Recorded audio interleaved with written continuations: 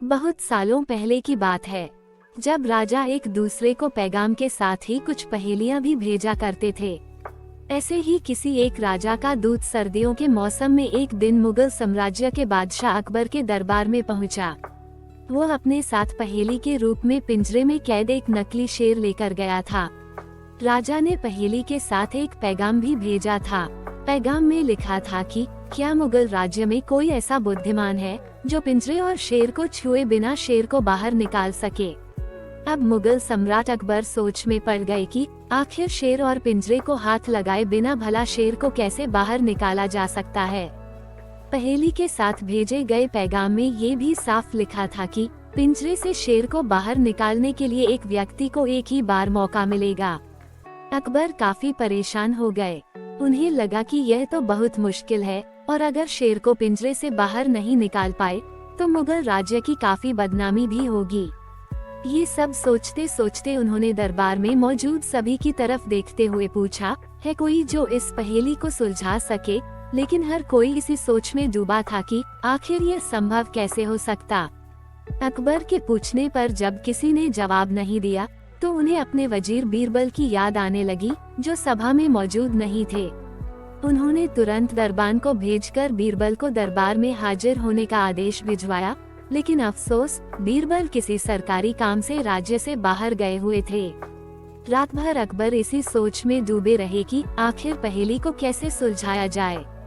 दूसरे दिन फिर दरबार लगा, लेकिन बीरबल की कुर्सी खाली देखकर अकबर उदास हो गए।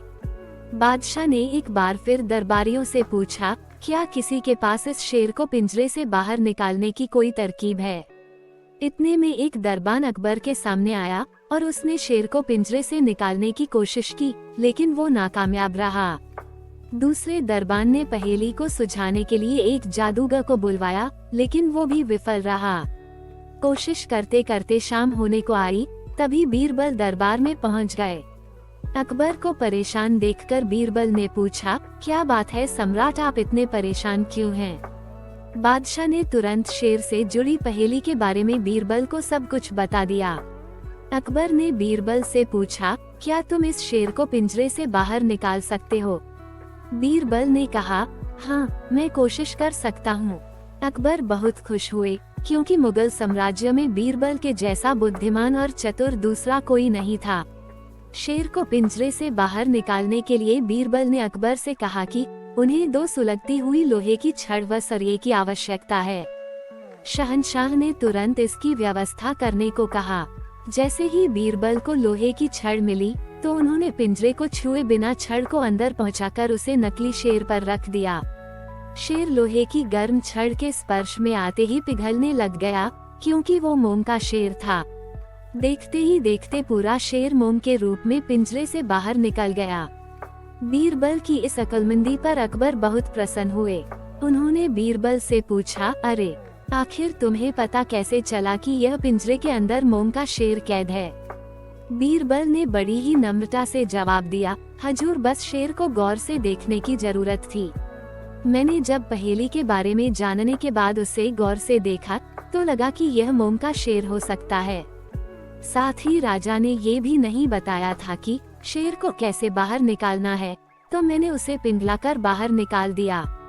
इधर दरबार में बीरबल की जय जयकार होने लगी।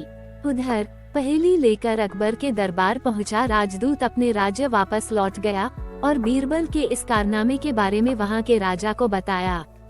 कहा जाता है कि उस दिन के बाद से राजा ने ऐसी पहेली भेजना छोड़ दिया था।